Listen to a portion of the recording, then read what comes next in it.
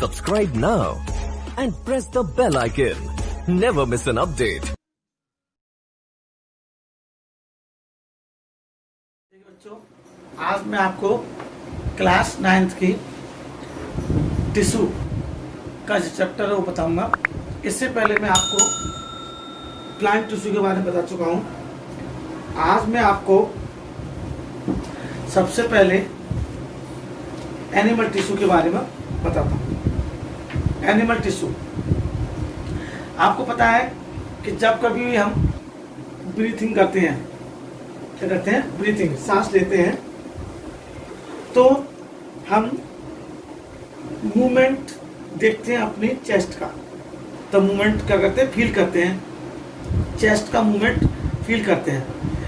और ये जो बॉडी पार्ट्स होते हैं किस टाइप से मूव करते हैं, इनके पास कुछ स्पेशल सेल्स होती हैं जिसे हम मसल सेल्स बोलते हैं। क्या होते हैं, मसल सेल्स बोलते हैं। इन मसल्स का कॉन्ट्रैक्ट करना और रिलैक्स करना, क्या करना, फैलना और सिकुड़ना, ये कौन करता है, ये सेल्स करते हैं, जिससे हमें मूवमेंट मिलती है। जब हम ब्रीथिंग करते हैं तो ऑक्सीजन लेते हैं, ये तो आपको पता है। तो ऑक्सीजन कहाँ जाती है, ऑक्सीजन लंग्स के द्वारा एब्जॉर्ब कर ली जाती है। ठीक, अब देखिए, जब ऑक्सीजन और फूड, जब फूड और ऑक्सीजन सभी सेल्स तक पहुंचता है, तो ये जिसमें ये वेस्ट इकट्ठा होता है बॉडी से और इसको लीवर और किडनी पर पहुंचाया जाता है।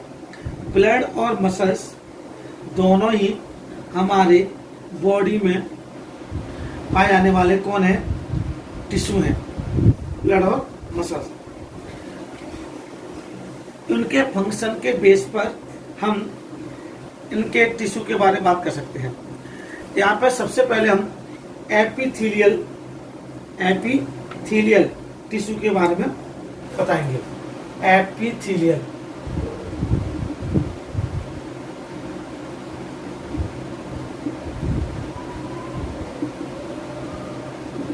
एपिथेलियल टिश्यू, देखिए, द कवरिंग और protective tissue in the animal body, the covering और protective tissue in the animal body are epithelial tissue.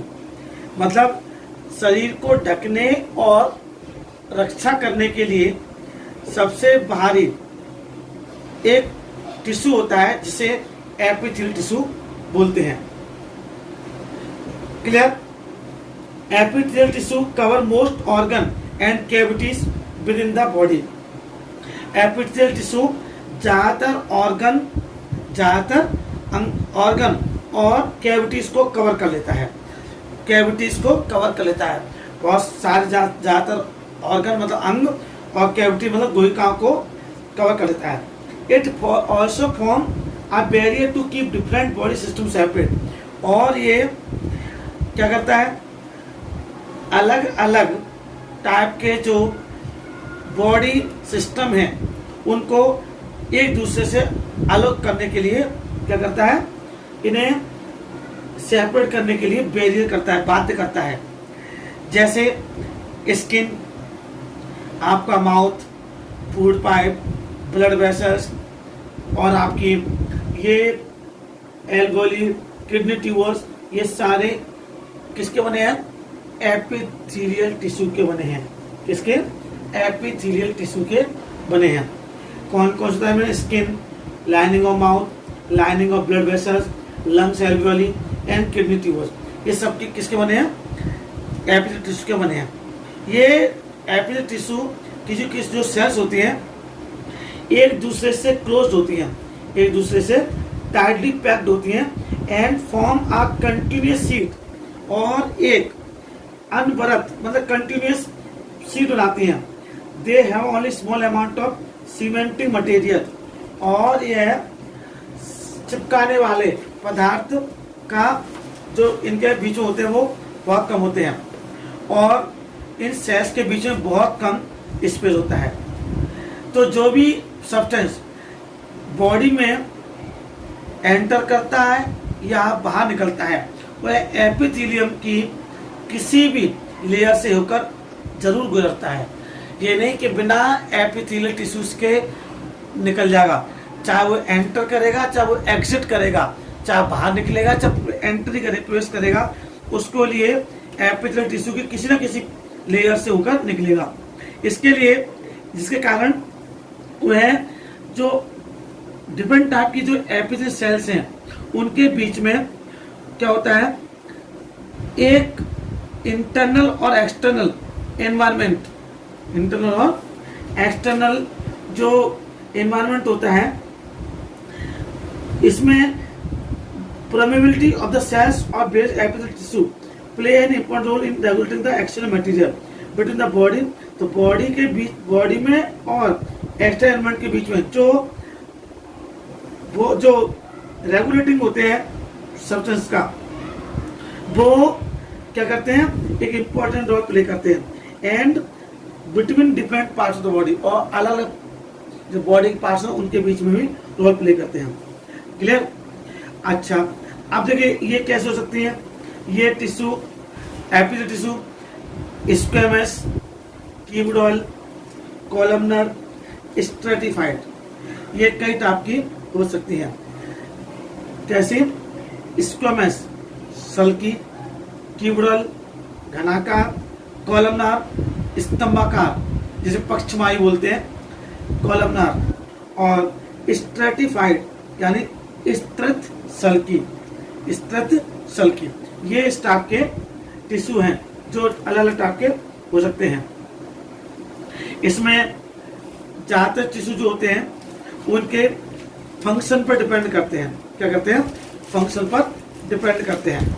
जैसे मैं आपको यहाँ पर समझाता हूँ, आपके जो डिफरेंट टाइप के टिश्यू हैं इसमें अलग अलग फंक्शन है और अलग अलग फंक्शन के अकॉर्डिंग उनके स्ट्रक्चर हैं। जैसे मैं आपको सिंपल स्क्वेमस एपिथेलियल सेल जो होती हैं वो ज़्यादातर थिन होती हैं, फ्लैट होती हैं और डेलिकेट लाइनिंग बनाती हैं। Oesophagus and lining of mouth, oesophagus मतलब फूड पाइप जिसे बोलते हैं, फूड पाइप, और जो माउथ की लाइनिंग होती है वो स्क्वेमस एपिथेलियम से ही ढकी होती है। The skin which protect the body, और जो स्किन जो बॉडी को प्रोटेक्ट करती है ये भी स्क्वेमस एपिथेलियल टिश्यू का बनी होती है। और स्किन एपिथेलियल टिश्यू सेल्स होती हैं ये many layer to prevent wear tear. इसमें क्या है कि शरीर का जो रक्षात्मक कवच होता है इन्हीं का बना होता है, और ये कटने तथा फटने से बचाने के लिए कई लेयर में व्यवस्थित होते हैं।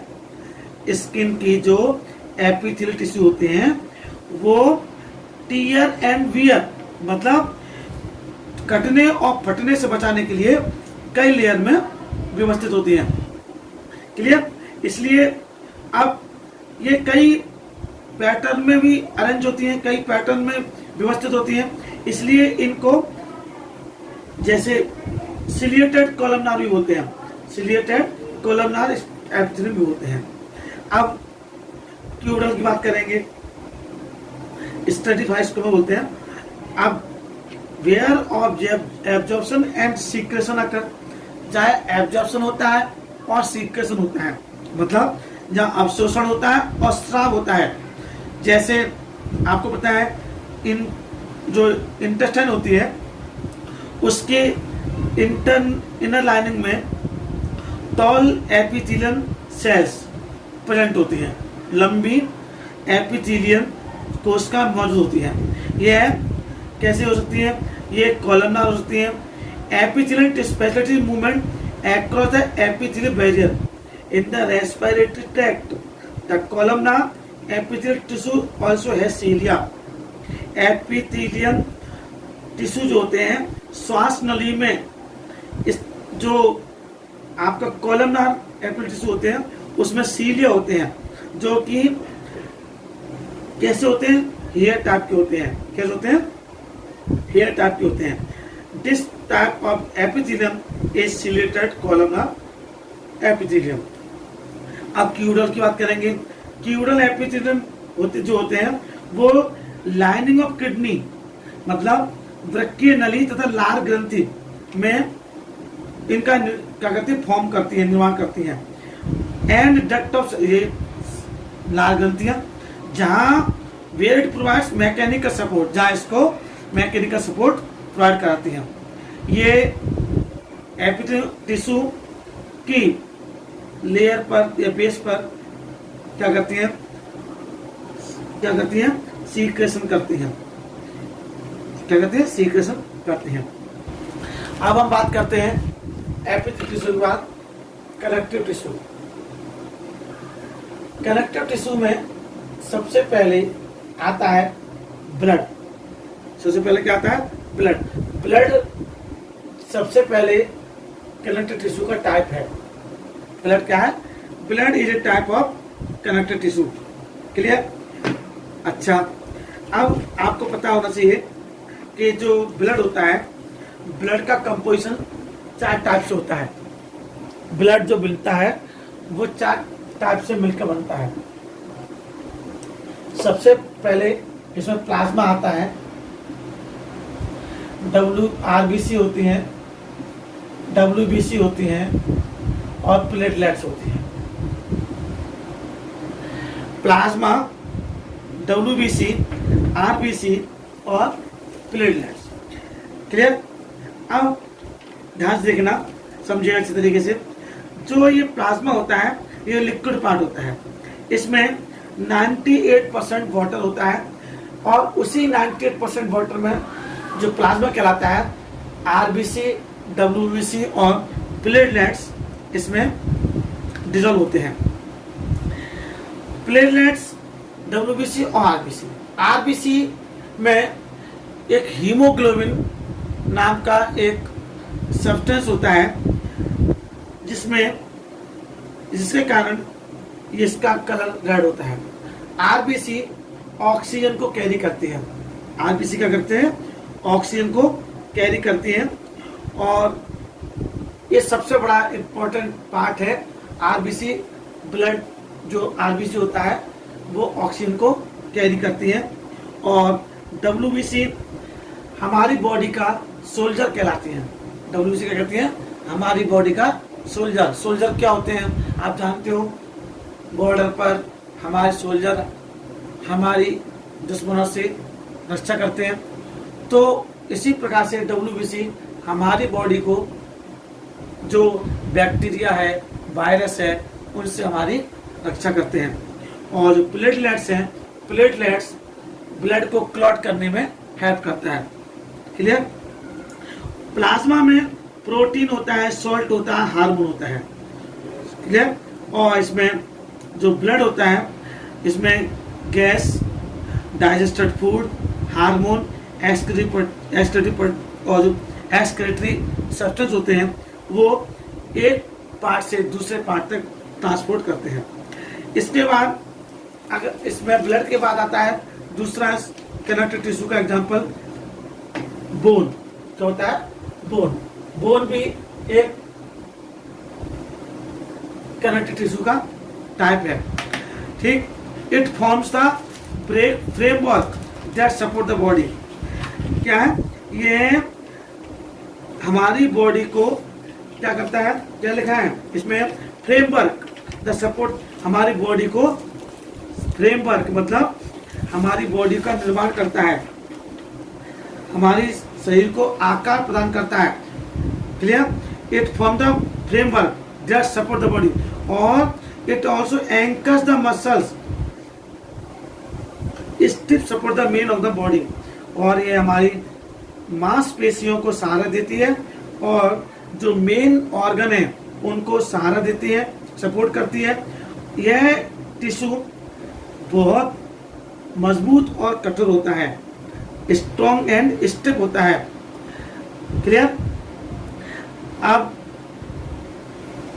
जो आपकी बोन सेल होती हैं वो कैल्शियम तथा फास्फोरस की बनी होती हैं। बोन सेल्स जो होती हैं वो कैल्शियम और फास्फोरस की बनी होती हैं। ध्यान समझना, जब दो बोन्स आपस में कनेक्ट होती हैं, two bones can be connected to each other by another type of connective tissue. जब दो बोन्स को एक अलग कनेक्टिव टिश्यू से जोड़ा जाता है तो उसे लिगामेंट बोलते हैं। क्या बोलते हैं? लिगामेंट। LIGAMENT, इसे लिगामेंट बोलते हैं। याद करना पड़ेगा आपको, पूछते हैं कभी कभी तो आप लिखेंगे two bones can be connected to each other to by another type of connective tissue. जब दो बोन्स को आपस में एक दूसरे से एक अन्य कनेक्टिव टिश्यू से जोड़ा जाता है तो उसे लिगामेंट्स कहते हैं। यह बहुत फ्लेक्सिबल होता है, स्ट्रॉन्ग होता है, मतलब लचीला होता है, मजबूत होता है। क्लियर? और एक और होता है जो मसल्स को बोन से जोड़ता है। ये तो बोन्स टू बोन है, लिगामेंट्स। और जो बोन्स को मसल से जोड़ता है उसे टेंडेंस कहते हैं। क्या कहते हैं? टेंडेंस।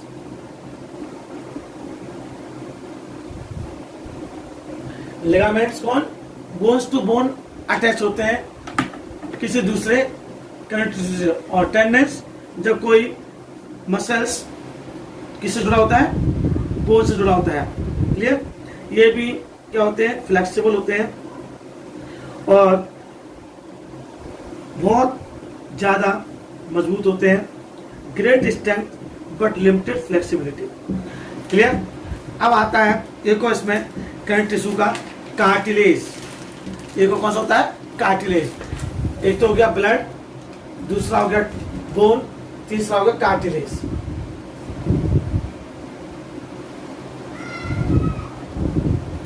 कार्टिलेज, इसको हिंदी में अगर बोलते हैं तो होता था उपास्थि। कार्टिलेज एक और टाइप का कनेक्टिव टिश्यू है कार्टिलेज, जो जिनमें हैज वाइडली स्पेस्ड सेल। क्या लिखा है? हैज वाइडली स्पेस्ड सेल, जिसमें कोशिकाओं के बीच में स्थान होता है। The solid matrix is composed of protein and sugar. जो प्रोटीन और किसकी बनी होती है? शुगर की बनी होती है। Cartilage smoothen bone surface at joint. Cartilage क्या करती है?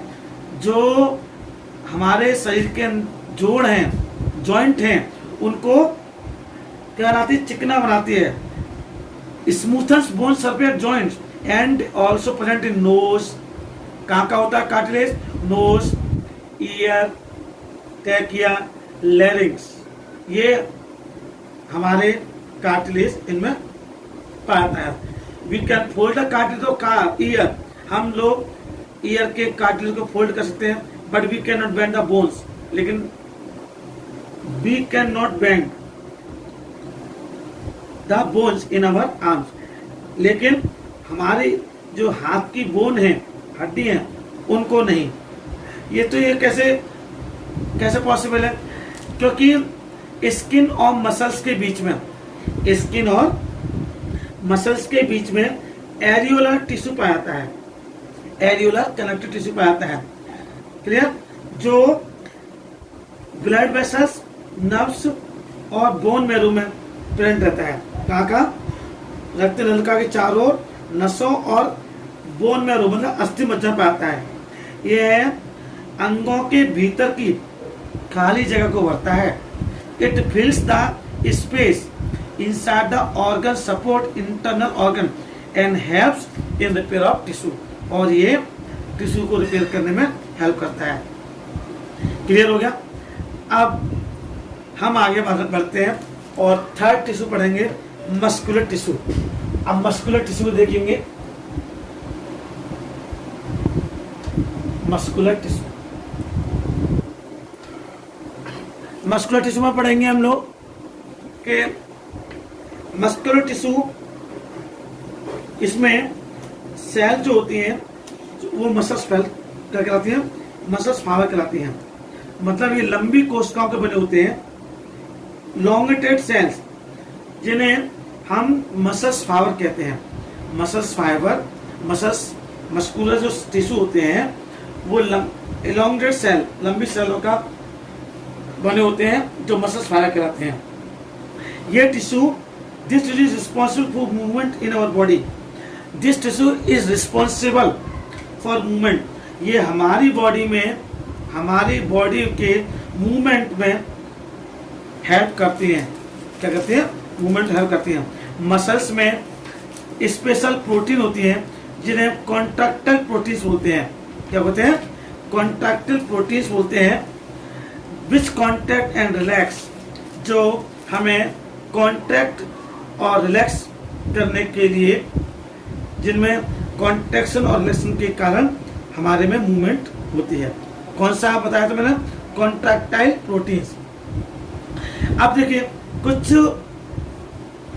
ऐसे मूवमेंट होते हैं जो हमारी इच्छा अनुसार होते हैं। जैसे आपने हाथ चलाया, पैर चलाया, ये ज़्यादातर ऐसे मसल्स जो हमारे इच्छा के अकॉर्डिंग, हमारे इच्छा अनुसार चलते हैं। ऐसे मसल्स या ऐसे मूवमेंट हमें वॉलेंट्री मसल्स कहलाते हैं। क्या कहलाते हैं? Voluntary muscles.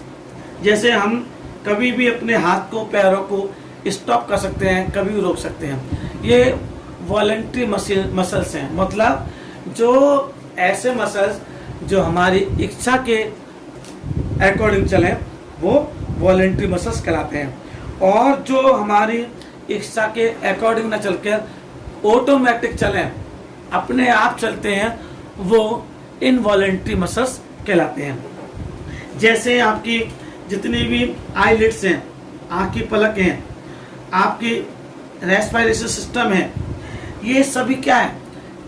रेस्पिरेशन, ये क्या है? ये सब इनवॉलेंट्री मसल्स हैं के द्वारा काम किए जाते हैं।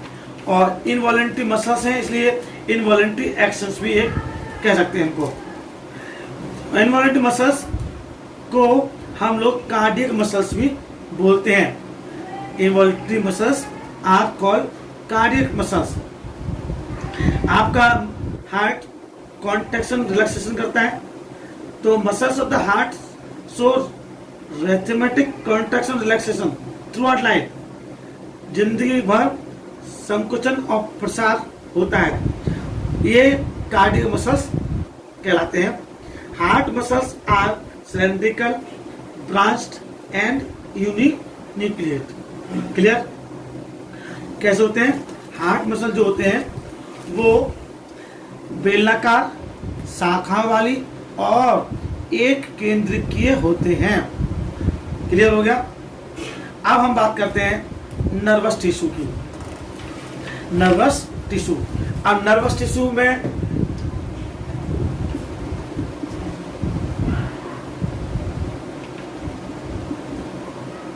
हिंदी बोलते हैं इसको तंत्रिका ऊतक। अब देखो, सभी सेल्स में ध्यान से सुनिएगा, all cells possess the ability to respond to stimuli.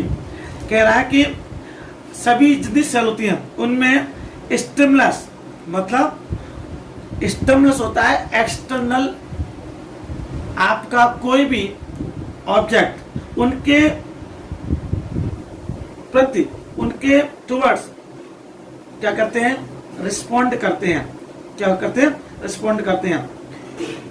Sales of the nervous tissue are highly specialised for being stimulated and then transmitted stimulus very rapidly from place to another within the body. कह रहा है तंत्रिका ऊतक की कोशिकाएं बहुत शीघ्र उत्तेजित होती है और इस उत्तेजना को पूरे शरीर में एक स्थान से दूसरे स्थान तक पहुंचाती है। समझ में आ रहा है आपको? बहुत brain, spinal cord and nerves are composed of nervous tissue. Nervous tissue में जो आते हैं, नर्वस टिश्यू में कौन कौन से आते हैं, क्या मिलकर बनता है? ब्रेन, स्पाइनल कॉर्ड और नर्व्स, ये सब मिलकर क्या बनाते हैं, नर्वस टिश्यू बनाते हैं।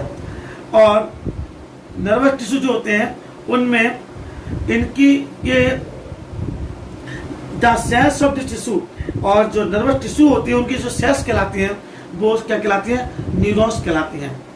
नर्वस टिश्यू की जो सेल्स होती हैं वो क्या कहलाती हैं, न्यूरॉन्स कहलाती हैं। तो न्यूरॉन में क्या होता है, न्यूरॉन में डेंड्राइट होता है, एक्सॉन होता है और सेल बॉडी होती है, न्यूक्लियस होता है। ये सभी इसमें इसके पार्ट्स होते हैं, किसके, एक्सॉन इसके न्यूरॉन के पार्ट्स होते हैं। अब हमें ये क्या समझना है, मैंने आपको बताया था स्टिमुलस। देखो, आप कोई भी गर्म चीज को छूते हो, गर्म चीज को छूते समय आप जैसे टच करते हैं तो तुरंत हाथ पीछे कर लेते हैं। हाथ पीछे करने कहाँ से आपको आया, जैसे ही हाथ टच करते हैं तो आपकी उस रिलेटेड ऑर्गन से मैसेज स्पाइनल कॉर्ड के थ्रू किसके कहा जाता है, ब्रेन में आता है। ब्रेन उस मैसेज को एनालाइज करता है, ऑब्जर्व करता है, उसके बाद उसको रिस्पॉन्ड करता है और अपने ब्रेन के द्वारा वो मैसेज रिस्पॉन्ड उस रिलेटेड ऑर्गन में स्पाइनल कॉर्ड के थ्रू भेजता है। और उस रिलेटेड ऑर्गन, जैसे आपने हाथ से छुआ तो हाथ से कहता है कि हाथ पीछे कर लो। तो ये बहुत तेजी से ये रिस्पॉन्स होता है, ये बहुत तेजी से लिखा, इसमें पहले बताता हूँ आपको, बहुत तेजी से nervous system highly specialised for being stimulated and then transmit the stimulus very rapidly from one place to another within the body. और ये पूरा का पूरा सिस्टम जो नर्वस टिश्यू होता है, नर्वस टिश्यू जो जिस सेल से बनता है उनको न्यूरॉन्स बोलते हैं। और न्यूरॉन जिनसे बनता है वो, उसमें कई पार्ट्स होते हैं, इसमें डेंड्राइट्स होता है, एक्सॉन होता है, सेल बॉडी होती है और न्यूक्लियस भी होता है। और बहुत सारे न्यूरॉन्स, मिलियंस ऑफ न्यूरॉन मिलकर ये नर्वस सिस्टम बनाते हैं। क्लियर? मैंने आपको ये प्लांट टिश्यू के बारे में और एनिमल टिश्यू के बारे में बताया। मुझे पूरी उम्मीद है कि आपको ये पूरा चैप्टर समझ में आया होगा और अच्छे से इस चैप्टर को पढ़िए, ध्यान से सुनिए और मेरी वीडियो को शेयर ज़्यादा से ज़्यादा अपने फ्रेंड्स को, रिलेटिव्स को शेयर करें। Thank you so much.